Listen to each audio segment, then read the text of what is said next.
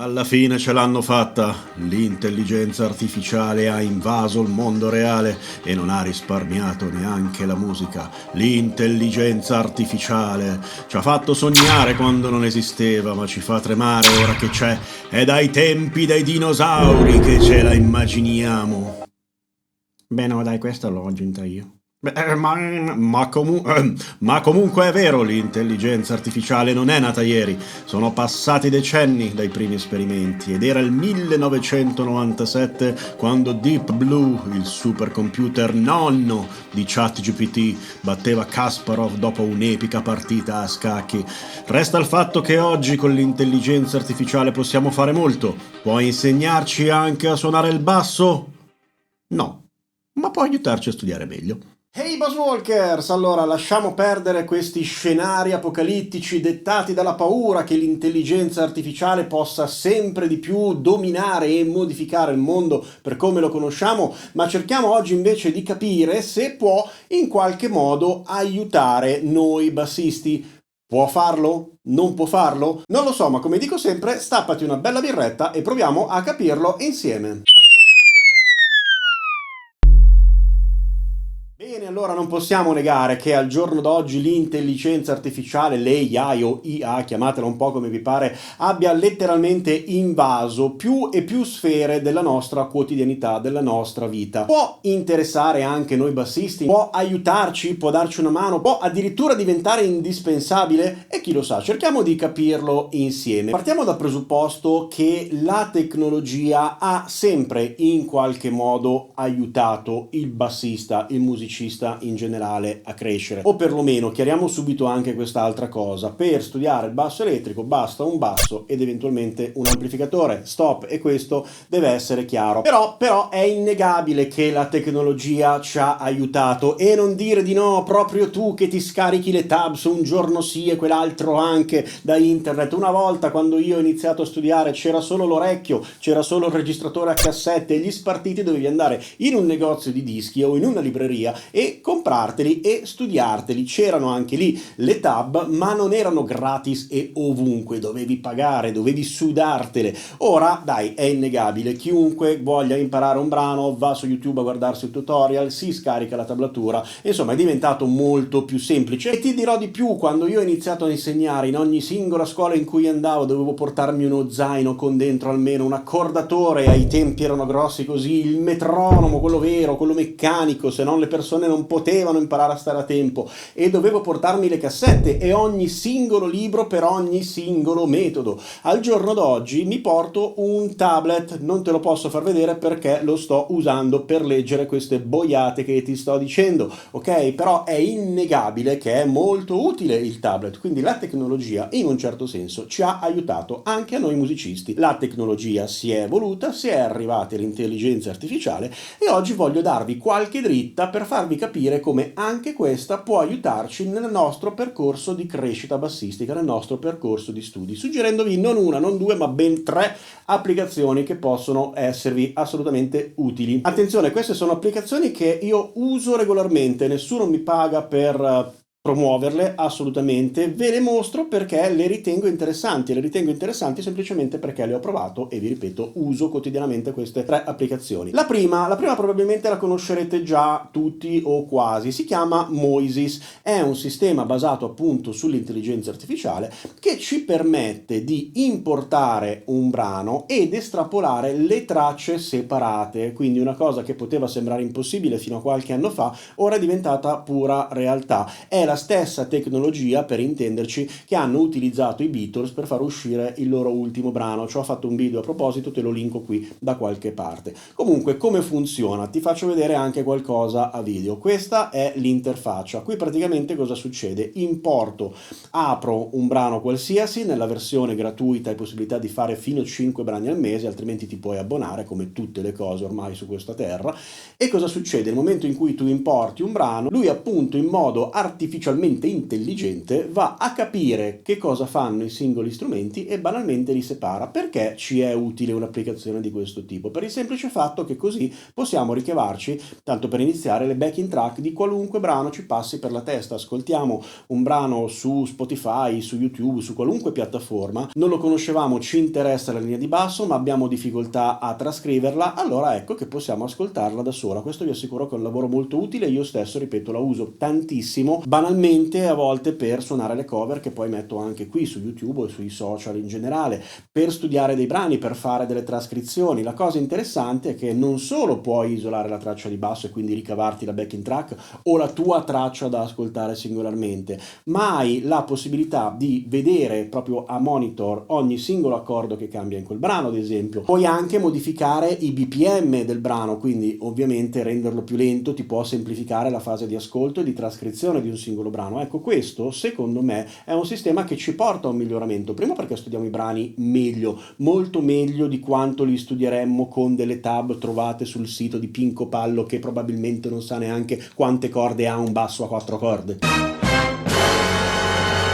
Ma non solo, ci permette di fare un esercizio fino a qualche tempo fa impensabile, cioè suonare su una backing track che è né più né meno il brano originale. Questo io lo trovo di un'utilità pazzesca. Ma passiamo alla seconda applicazione che utilizzo. La seconda in realtà sono le seconde, sono due applicazioni, o meglio, sono due plugin. Che cos'è un plugin? Immagino che molti di voi abbiano già avuto a che fare con le DAW, quindi programmi che permettono di registrare e mixare, quelli che banalmente si usano negli studi di registrazione, ognuno di noi ne ha in casa uno, probabilmente, al giorno d'oggi. Ecco, un plugin non è nient'altro che un effetto, chiamiamolo così. Quelli che utilizzo io sono Fast EQ e Fast Comp, che come dice il nome fanno l'equalizzatore e il compressore. Cosa sono utili, almeno nel mio caso?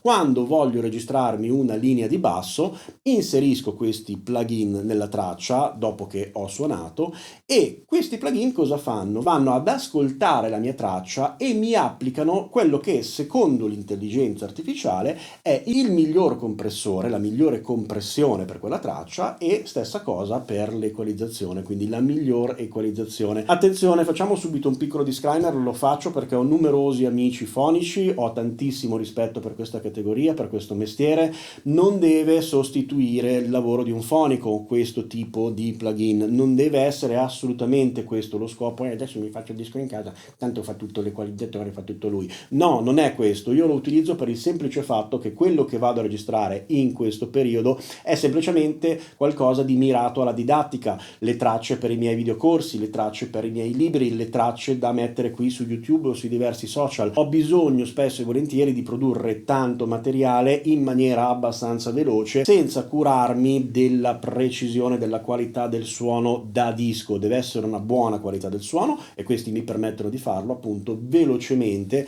e senza che io perda troppo tempo, viste le mie competenze abbastanza basilari in fatto di tecnica del suono, e quindi per me va benissimo, può andare benissimo altrettanto per chi appunto come qualcuno di voi magari studiando vuole registrarsi e prima dell'ascolto finale vuole magari migliorare un po' il suono del basso anche per capire ecco magari che cosa fa una compressione fatta comunque bene o che cosa può cambiare al nostro suono un'equalizzazione se messa in un certo modo. Io in questo senso lo utilizzo e li trovo entrambi assolutamente utili, quindi questa è una seconda possibilità. La terza applicazione di cui vi voglio parlare è una di quelle che mi ha affascinato di più, anche se vi devo dire la verità, non funziona bene quanto le altre due, nel senso che è un'app che ti permette di estrapolare la partitura da un file audio. Quindi tu puoi suonare la tua linea di basso, inserisci la traccia audio della tua linea di basso all'interno di questa app e lei ti restituisce la partitura, quindi la trascrizione. Per trascrivere i brani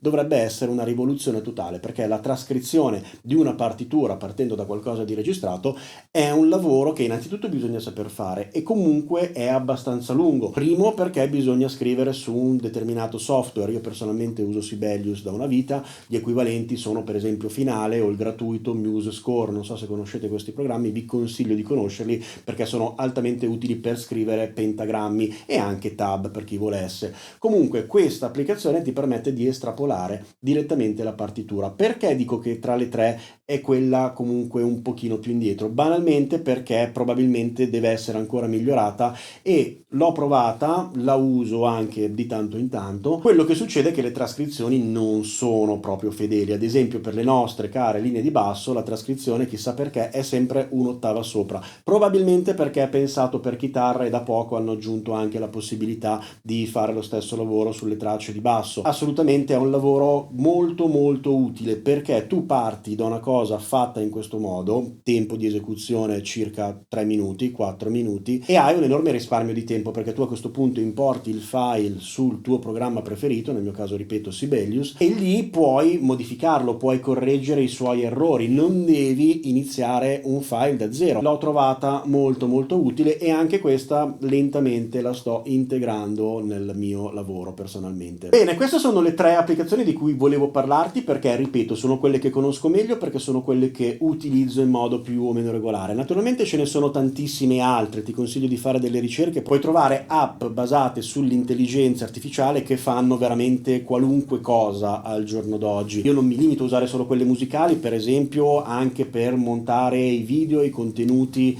che posto regolarmente sui social. Uno dice è lavoro che poteva fare qualcun altro, ecco signori, io personalmente lavoro da solo, da che ho aperto questo canale, da che realizzo videocorsi, da che realizzo contenuti, faccio sempre tutto da solo. Queste app mi stanno dando la possibilità di postare in modo più regolare, di postare molto più materiale online, dai libri che sto riscrivendo molto velocemente, piuttosto che ogni singolo post, ogni singolo reel che vedete qua o su Instagram o su Facebook, ecco, passano tutti da applicazioni basate sull'intelligenza artificiale. Da solo ci ho provato innumerevoli volte e ho sempre rinunciato perché ci vuole banalmente troppo tempo. Ecco, in questi termini, nel risparmiare tempo, sicuramente queste app funzionano. Dopodiché non sto dicendo che sostituiscono una persona perché, come abbiamo visto ad esempio per quella che trascrive partiture, non è assolutamente precisa. Qualunque applicazione basata sull'intelligenza artificiale in questo momento non è assolutamente precisa. Lo stesso Moises, sì, perfetto, ci estrapola la traccia di basso, ma banalmente se la traccia di basso è un assolo che suona sulle note acute, non le riconosce, non te le isola perché le vede su una traccia di una chitarra, per esempio, o di una tastiera. Quindi ci sono assolutamente ancora tanti difetti,